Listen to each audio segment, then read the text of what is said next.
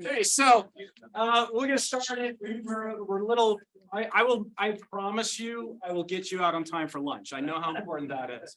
So, my name is Scott Sanders. I'm a sociology professor. I want to start off with a little story real quick. My study abroad, I did it here at BYU in India, right? And one day I was in the village and I was talking to one of the village leaders, and I was saying, yeah, studying like the Vedas at the time, as you do when you're 21, right? So, and I was like, hey, I got this question. He's like, well, there's this sadhu guru guy that lives on top of the mountain. Let's go talk to him. And so we get on the back of this little 100cc motorcycle, and it's like this insanely death-defying route. We're going up this mountain. It's called Elephant Mountain.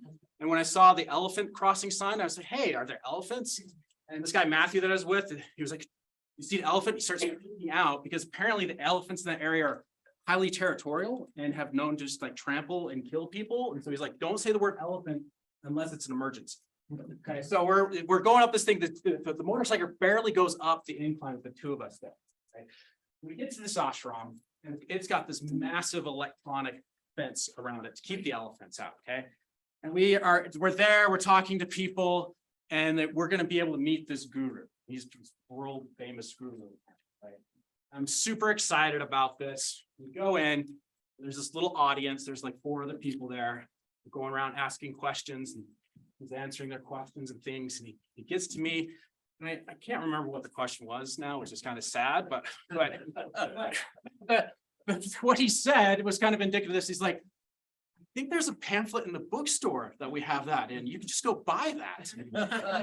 So I remember feeling like, wait, I just invested all this time to come learn at this expert, and all he's saying is go read the pamphlet in the bookstore and pay $5. So I want to talk about that, because what this is about. So that's just kind of from today. We're talking about student-centered learning, right? And that's the old idea where we would go and study at the feet of some expert, or maybe some of us still have that notion in our classes today that the students come and learn at our feet. And student-centered learning is a push against that, right? It's this idea that it's not necessarily just the expert. There's more to the learning process associated with it rather than just being there in the presence, in the aura field of somebody to learn from it. And so we're going to be talking about that today. And truth be told, my partner, the real Dr. Sanders, she's actually a world expert on this. She's just been at a number of conference publications and presentations about this, and this is like her whole job is student-centered learning and driving that theory. So basically I said, hey, what are the most important things that the faculty should know?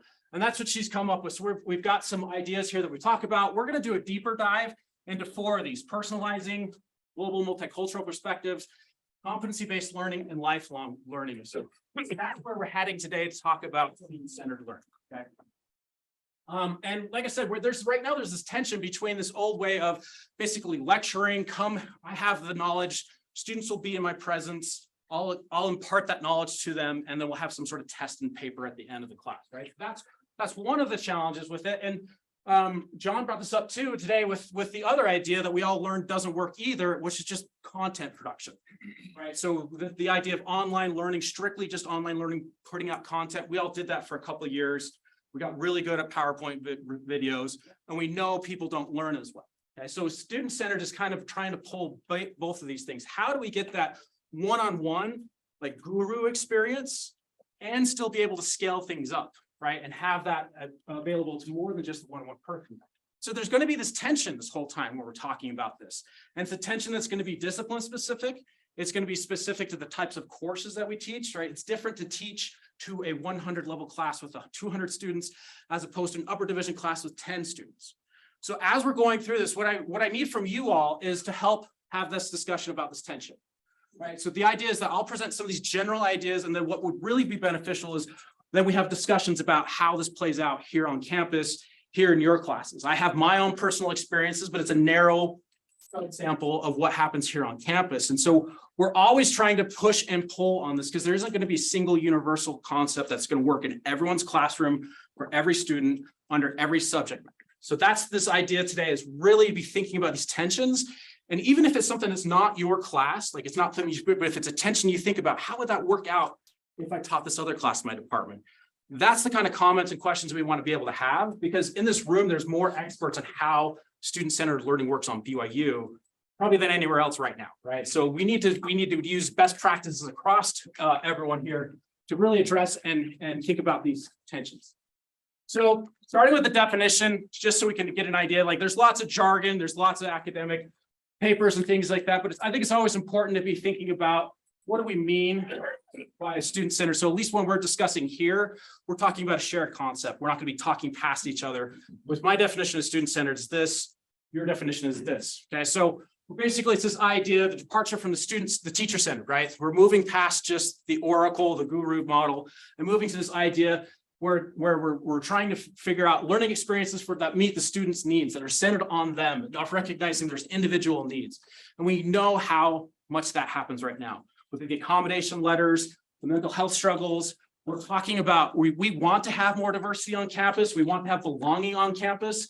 This is where this manifests in our classroom, is recognizing the needs of individuals balanced with, again, that content. How do we provide that at some sort of scale? Okay, so that's where we're thinking about with student-centered learning. What I'm going to do here is present, see, here's some of the general trends. The highlighted ones are ones we're going to come back to. Okay, so here's like when I asked my partner what were the big, most important things that are probably relevant for BYU, this is the list that she came up with. Okay, and so this is where we talked about this, and this is the first one, is personalizing, right? This is how do we learn things with, and again, we're going to come back to this in a second, is taking that idea and seeing, I see the student that's struggling with this idea.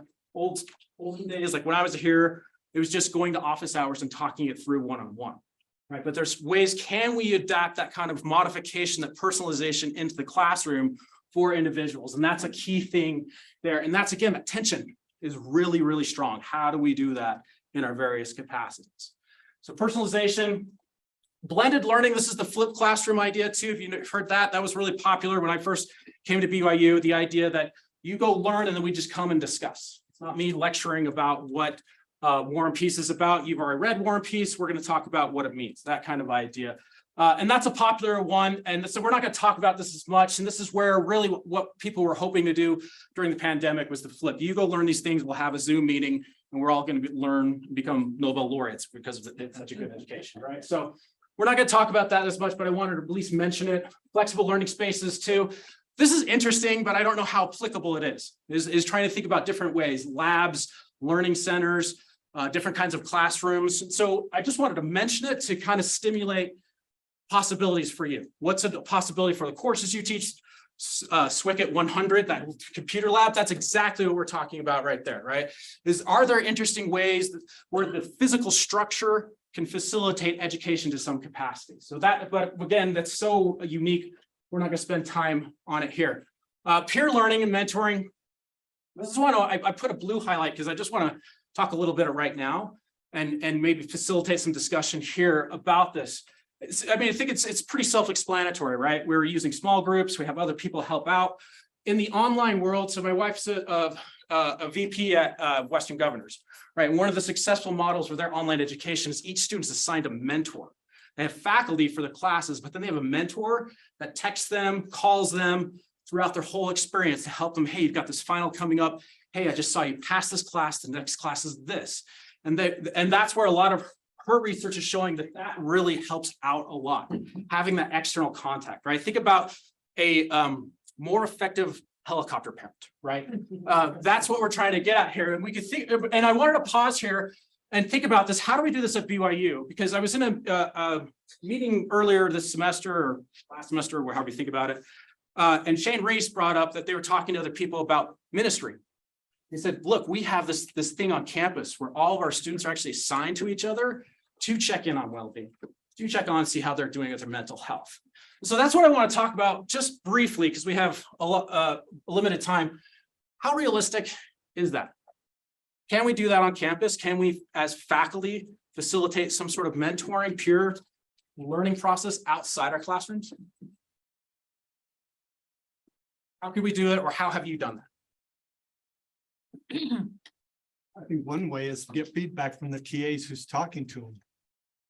And they can say, this is what she's going through, or Joe just lost his mother, or you know, whatever the situation, you can understand the situations they're in and be able to minister to them and help them out with their life and learning.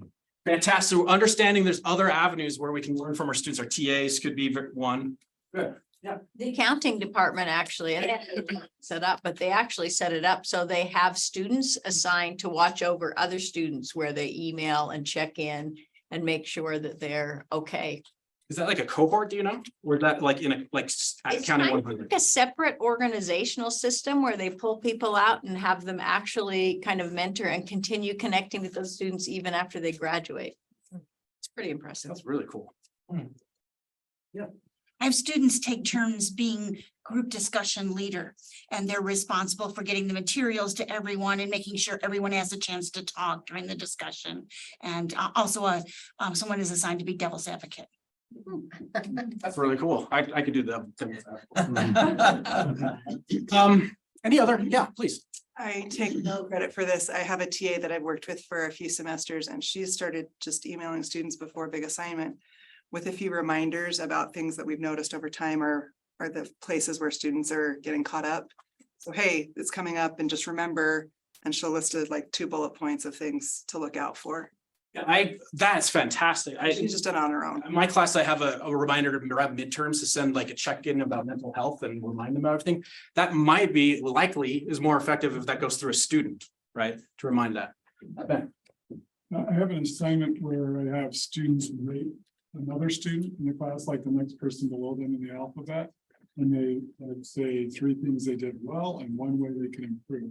And then they get points for doing the rating too, but then the other 2 benefits from that feedback. Yes, there's that mutual peer evaluation mentoring going on. So that's the, I want to just kind of throw that out and let people kind of think about that. I think just by bringing it up, like I hadn't even thought about it, about asking, hey, are you doing your ministering? Can you check on people? Who's somebody in your ward or your apartment complex you could check on? My world with BYU was so focused just on my classes and my students that I forget that they can influence other people beyond that. We can do the in-class things. We have TAs work with this too. But I just wanted to think about that. And again, the whole point of this is to kind of like, our partners are all planting gardens right now. So we're all planting seeds about what we could potentially do here too. And that's just one I want to kind of plant on. And like I said, we're going to go in bigger detail with some of these other ones.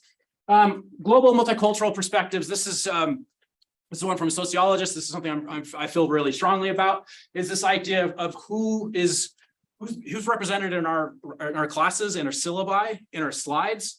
Right? How do we make sure everyone feels seen in a classroom, or that their identity matters, right? Or their perspective, their world perspective matters, and that sometimes it's lost too. Kind words, kind people can sometimes say things that unintentionally alienate students, alienate groups, and so just being mindful of that. We're going to swing back to that, but that's a big part of the student center, is recognizing that our students are not all the same. There are certain needs they need to have, especially at BYU, especially I think in our college. We attract some particular students, some groups of students, and we want to make sure that they feel seen and that their learning is appropriate for their needs and their backgrounds. Competency-based education. This is another one we're coming back to. This is what WG, my partner's institution, it's all based off this idea, is this idea, can you do this? We have something we want you to learn, can you do it? It translates really well over to like accounting or maybe language proficiencies, but it's something for us again to start thinking about how can we, if that's appropriate to our class, and is that a better way for assessing our students' learning beyond the general learning outcomes that we've come up with. And then lifelong learning skills. I think this is the one that's really BYU. Like this is our bread and butter. Think about how do we take what we're learning here and apply it not just in the secular world, but as disciples as well. How do we go forth and serve is really what this idea is, and to recognize how that can connect ideas in our classrooms now with lifelong skill sets and things. So that's the general idea. We're going to go over these more specifically. So personalized learning. Again, the first couple of bullet points here are just kind of general ideas that are happening. Some institutions, some people are trying to do in this space. I don't know if they work really well for us. Individual learning plans. This might be something that we work with. The students have accommodations. It's basically, this is very time consuming, right? That tension of scaling up just went up really high. where we sit down, we recognize what people need. This could be for first gen students. It could be for lots of other people who have special needs or challenges that semester. We recognize that that's also really difficult to do. Project-based learning, that's the capstone. A lot of departments have a capstone kind of culmination. We're going to do something. You've learned all these skill sets. We're going to bring it together. Not necessarily appropriate for all of our courses. The peer mentoring learning, we've talked about that. And differentiated instruction. So that's what I want to kind of focus on, because I think that's the most appropriate for us to be able to brainstorm and share best practices. Let me just double check what my next slide is. Okay, there it is. I'm a great teacher, right? So we've done in this class, and how do you address different types of learning outcomes in your different classes? Maybe if we from a 100 level class to a smaller upper division classes, what are different pedagogical styles you've used that you found effective beyond just what I'm doing right now, lecturing and asking questions? One of the things that I really focus on is making sure there's lots of different kinds of assignments that students are doing. So it's not just tests, but there are lots of different ways for them to demonstrate their learning and to like develop skills that they're going to be able to use down the line, rather than just having like one or two kind of outputs that count for their whole grade. So the traditional college class, lecture, midterm, final term paper. What are other assignments and other types of learning that you've found to be effective in your classrooms? So that's what you're getting at, right? Yeah. Yeah. Students presenting material, becoming experts on the material and presenting it. Do you do groups or do you individuals? I've done both individuals and like groups of 2 or 3. Do you see pro or con to those? It depends on what they're presenting. So if I teach the introduction to the major of family consumer science education, they have to teach on the history of the School of Family Life, and they have to research the history and take a section of it and who was important at the time.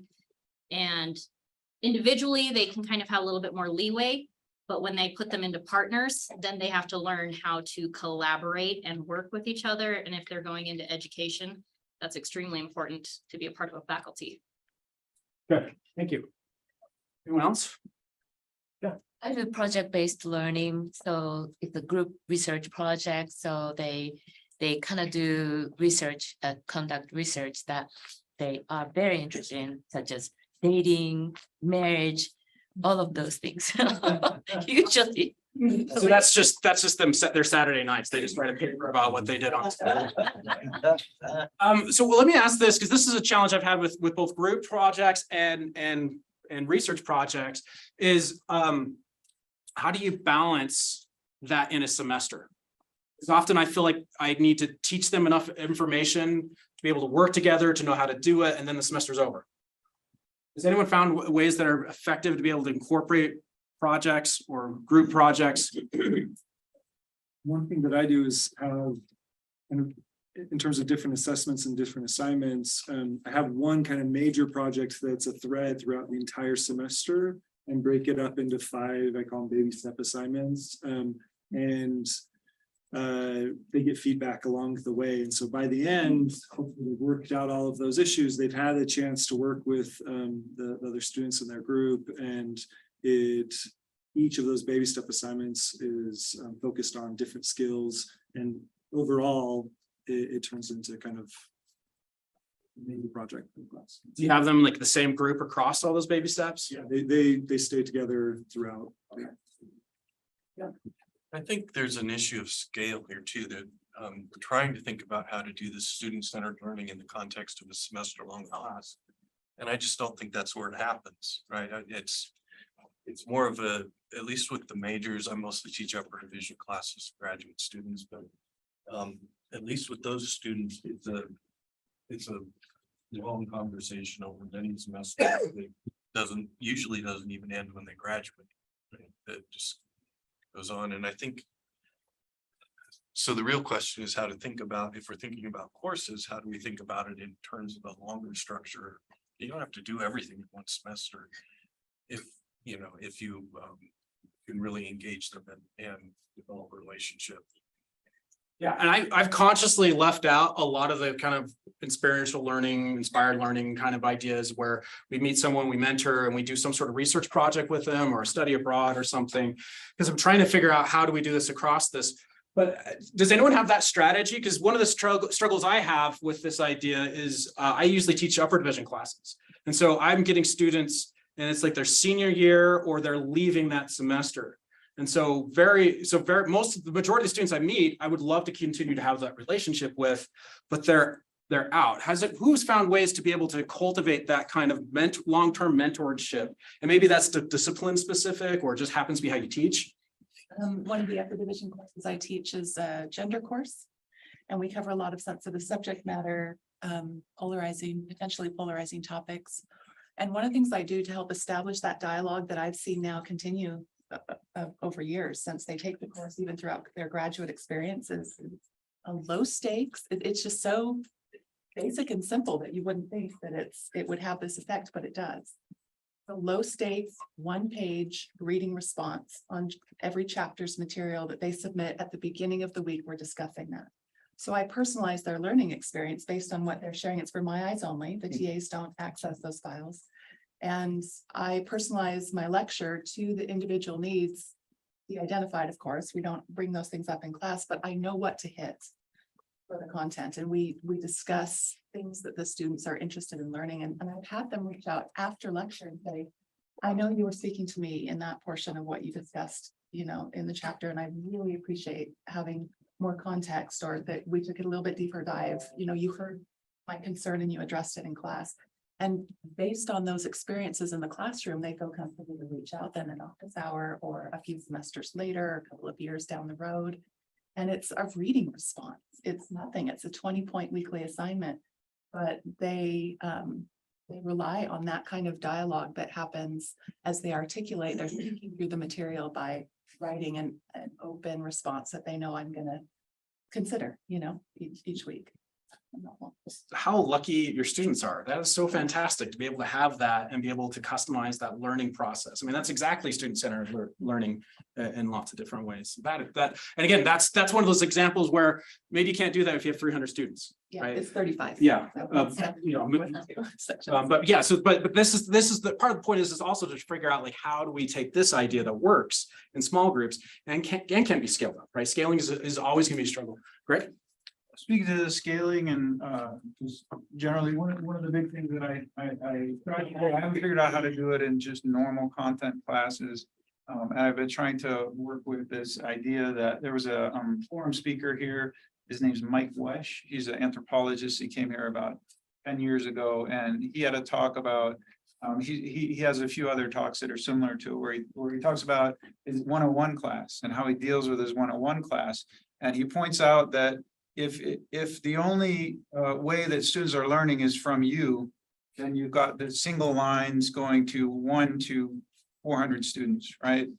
But if you get the students to actually start to communicate with each other, right, and actually learn from each other and teach each other, then suddenly the power of and possibility just explodes exponentially. I mean, beyond exponentially, what's that logarithmic, whatever.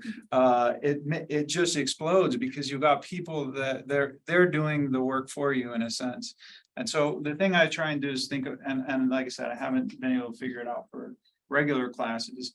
I haven't even been able to figure out for the big 101 class. I keep trying to think of how exactly to do what he did. But basically it's project word. And that's what we do is we have the field school, and the field school has been an incredible thing. Just last night, I was at dinner with a group of students from 5 years ago, a field school, and they all wanted to get together.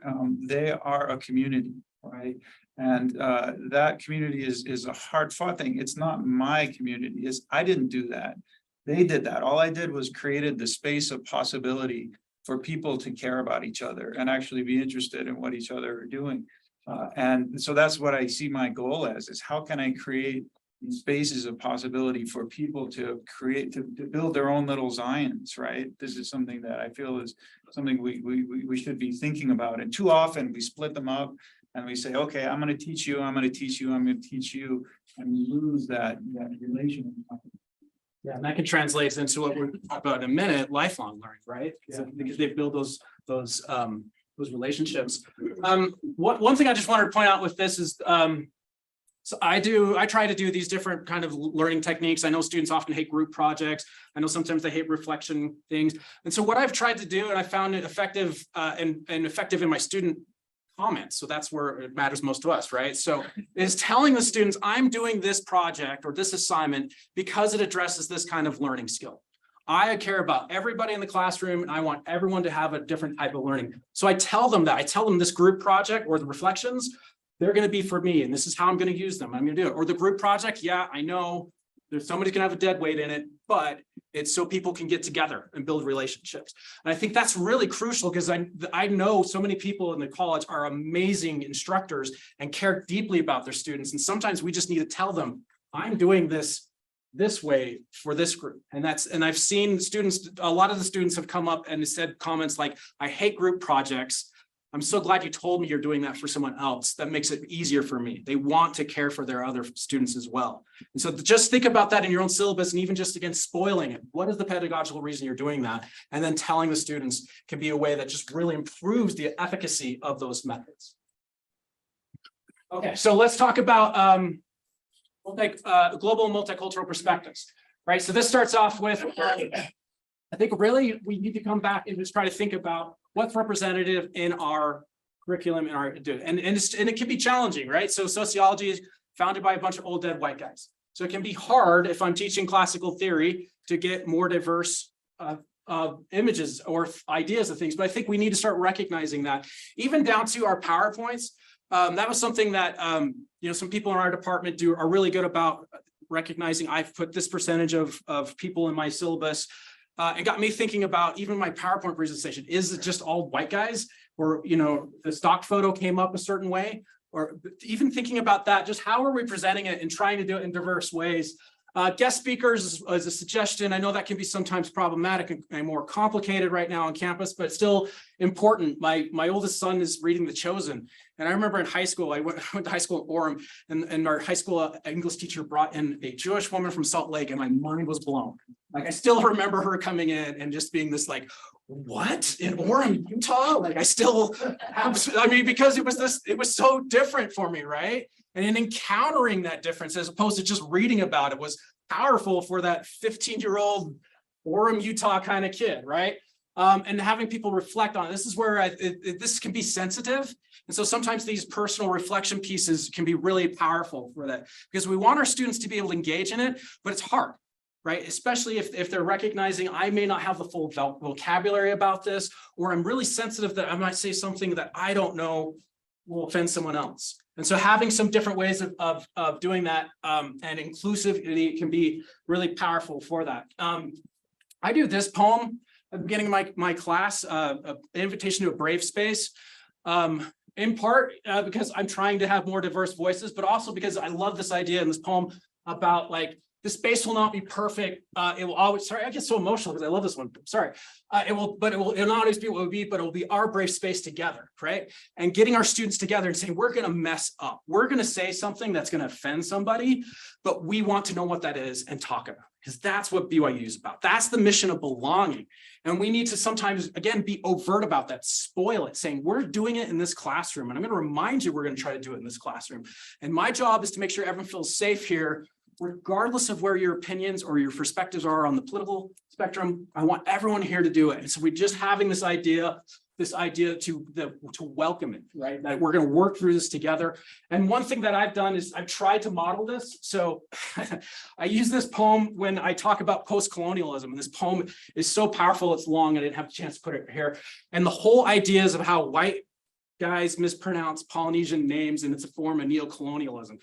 And I say, I'm going to mess this up, right? I am embodying everything she hates about in this, but I'm going to try to be vulnerable here. And I'll even do it here. Malike Gese Fatafehi. See, I can't do it. I'm reinforcing her experience, but I try to do that to show, because sometimes I feel I'm asking my students to be vulnerable, but then I get to step back behind my degrees and my readings, my understanding, and be the expert.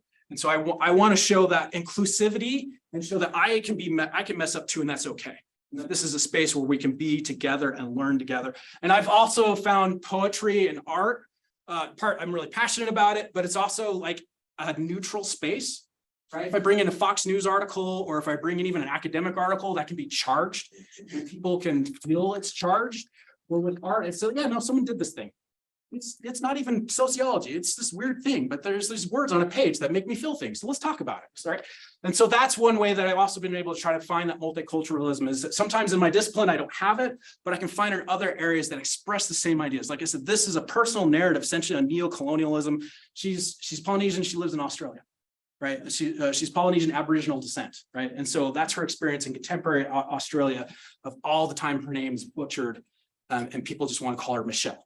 Right. So that's how this one helps us to understand neocolonial theories when we talk about international development and colonial histories. Right. So that's what I think is a really powerful way that we can try to think about our multiculturalism and inclusivity in our syllabus is to be the one that takes to be vulnerable about that. Competency education is something that, again, we'll just try to introduce it. I think it's interesting because we're trying to redo our curriculum, and we've been thinking about our learning outcomes in our department, and they're kind of words. I mean, I shouldn't say that, but I think like, learn to think, learn to write. And I'm like, what's that really having them to do? So one thing that is to think about is like, what is the point of this class? Even what is the point of this reading, of this lecture? What is the point of this slide in my lecture? During the pandemic, when I had to make those videos, I didn't want to do a 2-hour video. So I was starting to think about what's the point of all these slides? And I found a lot of the slides were there when I was pre-CFS and I was freaked out of my mind about publishing. So I produced fluff and content, right? Here's 5 slides I know we're going to be able to talk about for 20 minutes. I don't really know what the point is, but I know we'll be able to talk about it, right? And then I started going through and saying, well, what is it I really wanted them to learn on this topic? I find this topic important. And then writing out in my own classes, this lecture, I want you to learn A, B, and C. This slide, I want you to think about competency. What does that mean in your classes? Is there something equivalent as a bar exam for the courses you teach? That there's something we need you to get to a threshold of expertise by the end of the semester in different ideas. That's something I think we can incorporate and really think about what is it that our students need to know as opposed to just producing content. Right, just saying we've got to get through this lecture. I have to have all these, and recognizing too, there's a position of a privilege of post CFS. Right, I want to say that too to all junior faculty. I'm not asking you to go through and produce new content for everything. Post CFS, this is a nice luxury to go through and think, what is it that I really want to learn? Why do I have this reading other than I was forced to read it when I was a student? Right, so thinking about that, what we can have our students do to master it. I'm going to get you out for lunch on time, I promise. All right. So this idea of, this idea too, like you can take it back to the idea is when will I ever use algebra, right? I think we all asked that question at least once in middle school or junior high. Like, what's the point of this, right? Our students are doing that too. And if we don't have a good answer for that in every aspect of where we're teaching, that can be problematic. That can be part of how we can improve our teaching. Again, I think our college is so gifted. We're taking amazing, wonderful professors and trying to have them be a little bit even more amazing and wonderful. And these are some of these small things that we can do that I think can make a big difference for our students and their learning experience here at BYU. So I want to do lifelong learning, and then we'll go to lunch. Okay, everyone needs some Coke Zero in their life. So this idea, like there's lots of different ways where we talk about this. And I think this is really like for BYU, and I think a lot of people who come to BYU, this is why we're here, right? It's more than just I published in this fancy journal. I care about my students. I want them to learn. I want them to grow. And then I want them to be not only a professional, I want them also to be a disciple, right? And that's powerful is when we can take our academic learning, infuse that with gospel or caring and empathy and change that into real world actions, right? So that's where part of this is just recognizing like the different learning strategies. We kind of talked about that. This cognitive skill, I think, is really important. It's just telling the students sometimes what we're learning is more than that. Like if you think about some of your research method classes, the point isn't to get through the assignment and get the answer 42. The point is start thinking about, I have this data, what are questions I can answer with? Right? That's this idea of a meta higher level of understanding what the point of this, what's your education for? right? So that's, I think, is really important. I've got an example here of that in a second. And this lifelong learning, right? This is what we're really trying to fuse into it. And this is where I think when it's most powerful is when we can organically bring in the gospel into these lifelong learnings. I learned this about being a sociologist, and it changed how I was as a disciple, right? That's powerful. You can do that too. That could be something in your life. So let me give you 2 examples of how I found to do this. This is this metacognitive example. This is Emanuel Wallerstein. You all know that though, right? He was a very important critical theorist in sociology. I teach international development. We read this theory, and it is really hard. It is really awful. Imagine the worst theory you ever read in grad school. That's what this is, and it's the grad level one. And I tell my students, this is hard. You're not going to know half the people he's talking to. He's going to say people's names like Gramsci and Marx and other people. You won't know who they are, and that's okay. The point isn't that you're going to learn this. The point is, sooner or later in your life, you're going to come across something you have nothing, you know nothing about. So what's your strategy? So that's the setup. That's that spoiler alert I give to my students. That's a metacognitive approach to this. This is hard. It's awful. If I want to distill this down, I can distill down the theory in 5 or 6 slides. We can do that. We can check the box and move on. But the reason why I keep this there and I make them write an assignment, a paper, reflection paper on it. And I said, I don't care what it is. You've got to write it. And I tell them to, it's more than the intro conclusion, because I was like a solid B- student at BYU. So I learned I could get by reading the intro and the conclusion and summarizing that. So I tell them the only thing you get wrong is if you read just the intro and you just talk about socialism and the conclusion, you're talking about the differences of socialism, you miss the whole point. Like, that's not what he's talking about. He's setting up the world. He wrote this in 1978.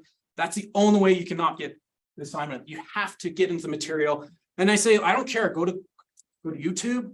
Go to ChatGPT. I don't care. What's your strategy in life going to be when you encounter something you have no idea how to even engage with?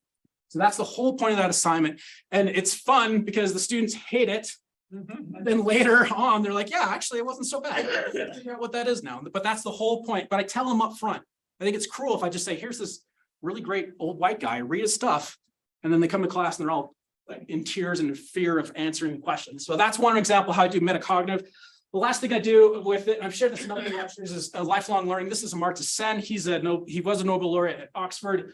He's an economist. But he gives this, we do this reading about development as freedom, and he talks about poverty being multifaceted, right? So it's not just economic, it's social, it's political. There's all these different ways you can start thinking about poverty. And this is how I try to get my students to think about, so we can learn these things here, but how does it actually improve our life afterwards? And I remember being in a Sunday school class shortly after being hired here. We were doing Moses at the time, right? And we read this. We've all heard about Zion, but there's no poor among them. And for the first time, after reading Sen multiple times, after teaching it multiple times, I recognized poor is more than economics. We're talking about, that's like mental health. That's everybody feeling like they're loved in every kind of capacity. And that changed how I look at the gospel now. And every kind of scripture that talks about poverty or the people who are in hardships or with lack of well-being, that's how that changes. And that's where this is an example I give right at the front of the class too. This is the second lecture of the semester. This is what I want you to learn in this class. I want you to take these ideas and start looking other places. And it may be 10 years later that this comes to you and you finally put 2 and 2 together and you're like, aha, I get it. But for me, that's the kind of aspiration I want to have with that lifelong learning, a fusing of the gospel, a fusing of the academy together. And it's something that just is percolating until that spark happens and that understanding goes to a deeper level. Okay. So that's what I've got for us today. I just want to review real quick. We talked about it, right? What it means to be, we provided a definition. We went into deeper discussion about these ideas: personalizing global, multicultural perspectives, contemporary or competency-based learning, and lifelong learning. This is just the beginning. There's lots you can do. I hope you can get together with people during lunch and maybe share even more best practices. People are doing this and doing this very well, and we just need to share it with everyone. It's not hard. We just need to think about how it applies to us. And that's what I've got for you. Go enjoy your lunch. Thank you, everybody.